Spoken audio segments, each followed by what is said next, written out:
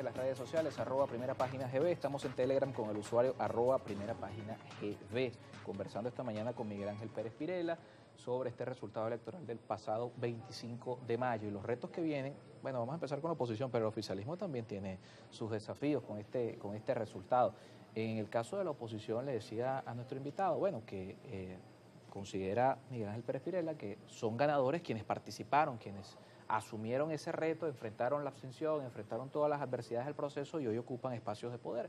Pero ¿cómo transmitirle al resto de la oposición, a quienes compraron el llamado de la abstención, que es una victoria real? Porque cuando vemos el resultado, perder una elección 95-5, 90-10 en algunos estados, es difícil, ¿no?, construir una narrativa victoriosa cuando el resultado es tan adverso. Sí, los tiempos políticos son muy importantes, ¿no? Y los tiempos políticos no se recuperan. Se pueden reconstruir a futuro, pero no se recuperan. Cuando yo te decía al final del primer segmento que la oposición tiene una grandísima, tiene muchos deberes que hacer, muchas tareas que hacer, me refiero precisamente al trabajo de reconstrucción política. Se vienen en puertas unas elecciones municipales, por ejemplo. Claro. La pregunta es, ¿la oposición va a seguir archidividida o esto va a servirle como lección? Esto que pasó y muchos otros eventos que han pasado. Claro. Porque el tema de la abstención, desgraciadamente, yo quisiera venir aquí a decirte que es un tema nuevo. Claro, no. Pero es un error recurrente. Si tú cometes un error recurrente, ¿cómo vas a esperar resultados diferentes?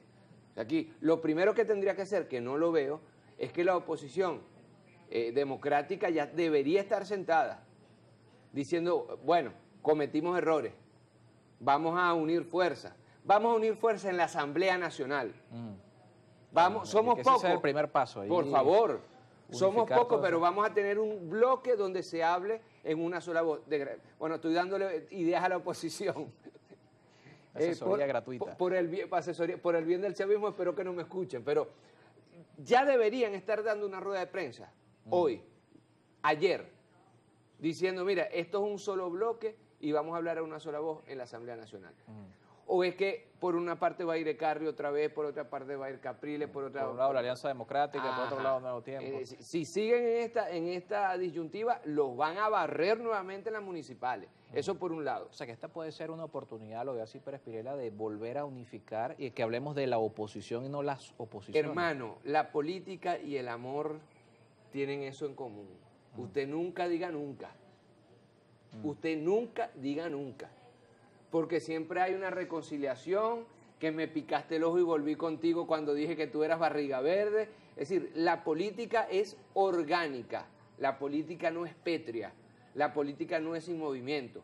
Y eso se lo digo yo incluso al sector opositor. La derrota que acaba de tener el sector opositor democrático es brutal, pero es política. Una planta, a mí me encanta el jardín, la planta. Una planta usted la puede ver un día medio tristona y de pronto le echa agua, sale el sol, le da una vitamina y el otro día florece y es la flor más bella del jardín. Entonces, la oposición, insisto, tiene una grandísima tarea. Mira, yo no quiero pecar de un optimismo bobo ni estúpido, no. Te estoy hablando de política. La oposición democrática en este país se opone a dos factores, evidentemente al sector bolivariano, evidentemente al sector chavista, pero el principal opositor, el principal adversario, y diría yo incluso el principal enemigo de la oposición democrática son los Guaidó, las María Corina Machado, los Leopoldo López, los Julio Borges, que están viviendo como reyes fuera del país, que no están pateando calles, que no están en la esquina, en el barrio, en la plaza. Esos son los verdaderos adversarios e incluso enemigos de la oposición democrática. Entonces, a la oposición democrática, si en este momento no entiende el mensaje, está apelando. El chavismo es una fuerza histórica, el chavismo es una fuerza sentimental, el chavismo ha resistido a golpes de Estado, invasiones, al fallecimiento del presidente Chávez.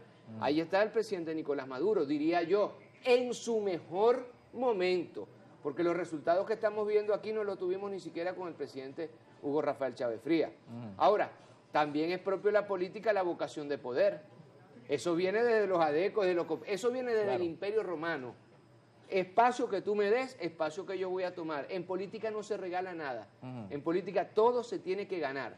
por parte del gobierno una grandísima responsabilidad. Te dicen cuando eres chiquito, tienes que saber perder, desde que estamos chamos, pero nunca te dicen tienes que saber ganar. A la oposición democrática yo le digo, hay que saber perder y tomar las medidas coherentes para ir ahora unidos a la Asamblea Nacional que comienza y a las elecciones municipales y a la reforma constitucional. Claro, es una discusión importante. En entrevista que yo le hice al presidente Chávez junto con un grupo de compañeros el lunes, yo le preguntaba al presidente cómo ahora pensar la reforma constitucional en medio de este triunfo histórico del chavismo. Y él me decía algo muy interesante, que también habla de mucha humildad. Él me decía, vamos a ver, yo creo que la reforma constitucional tiene que ser pensada ahora en el marco de esta nueva Asamblea Nacional. Claro. Y eso es interesante, porque entonces está dando la vocería a los nuevos electos del chavismo, pero también de la oposición. Es decir, le está dando beligerancia a todo este sector de la oposición democrática. Hay que saber perder, pero hay que saber ganar también. Claro, pero, ¿por qué? Pero porque ¿cuál es el riesgo de una asamblea controlada? Bueno, ya no es 90-10, ahora va a ser 85-15. Bueno, hay riesgos peores. Hay riesgos peores. Hay riesgos peores. Hace 10 años, en el 2015, la oposición venezolana tuvo mayoría en la Asamblea Nacional. Claro, ganaron las 2/3 partes. ¿Y qué pasó? 2/3 partes. ¿Y qué pasó? Alup le prometió al presidente Nicolás Maduro que lo iba a tumbar con un golpe legislativo hace 60 días. Uno de los peores no es nada, que era Guaidó. Guaidó llega a ser presidente de la Asamblea Nacional porque no está Leopoldo López. Le tocaba voluntad popular y a Guaidó. Si tú quieres hablar de riesgo. ¿Y qué pasó? Este tipo se dijo, a modo de dictador suelo, yo soy presidente de la República Bolivariana de Venezuela. Se robaron cisgos, se trataron de robar monómeros, se robaron los 350 millones de dólares que quedaban por ahí en los Estados Unidos, se los acaba de raspar, según medio de los Estados Unidos. Crearon un TCJ paralelo, crearon una Asamblea Nacional paralela que todavía supuestamente sigue existiendo. Es decir, riesgos, ahí están los riesgos. Y hay un factor fundamental, que el pueblo venezolano tiene memoria y tenemos que empezar a respetar las decisiones del pueblo venezolano. Si el chavismo arrasó, también es una decisión del pueblo venezolano, porque hace 10 años, cuando la oposición arrasó, hizo desastre que todavía estamos pagando. Miren, los migrantes y las migrantes, muchos de ellos en estos momentos perseguidos, metidos en campos de concentración, primos de unos, hermanos de otros, tíos de otros, amigos de ti, de mí, fueron el resultado de una derrota importantísima de la oposición hace 10 años. Eso el pueblo lo recuerda, porque el que tiene un migrante afuera, el que vio que se nos robó la principal empresa internacional, Citgo, dice, yo no le doy más nunca la mayoría a la oposición, o al menos a aquella oposición. Por eso te digo, responsabilidad del gobierno, hay que saber perder con relación a la oposición democrática. Vayan a unirse, vayan a hacer la tarea, vayan a hacer política. La política es sumar, no es restar. Al gobierno, bueno, hablaron de gente que resuelve, ahora resolver. Es decir, claro, la responsabilidad que ahora tiene el gobierno nacional, que tienen los nuevos gobernadores, que tienen la Asamblea Nacional, la nueva Asamblea Nacional que viene con amplísima mayoría del sector bolivariano, es resolver. Ahora hay que resolver los problemas cotidianos, los problemas en los servicios públicos. Por ejemplo, digo, la seguridad, el tema de la seguridad en este país se resolvió. Claro. No es lo mismo la Venezuela de los 90, del 2000, del 2010, que la Venezuela del 2020. Claro, pero hay otros temas también. Hay otros temas que hay que resolver. Entonces, servicios públicos, por eso te digo, claro, por eso soy el primero que avanza esto. Gente que resuelve, ahora a resolver, porque la responsabilidad que en estos momentos cae sobre el sector bolivariano, sobre la revolución, es muy grande. Es decir, esto no es como el casino, esto no es que yo gano, me lo meto en el bolsillo y me voy. No, ahora, ¿qué hago yo con esta victoria? Claro. Y es un reto muy grande que tiene en estos momentos claro, el sector bolivariano. Y en ese reto, ¿cómo lo ve Pérez Pirela? Porque también es asumir que si bien es una victoria 90-10, 85-15, no significa que el país sea eso. Hay que tomar en cuenta, por supuesto, que hay un porcentaje del país que no participó, y es gobernar para todos, ¿no? Y sumar gente a la política. Yo he visto mucha... El país no es 90-10 del oficialismo. En honor a la verdad, yo he visto mucha humildad en las declaraciones que dio Diosdado Cabello en las primeras de cambio, a pocas horas de la victoria.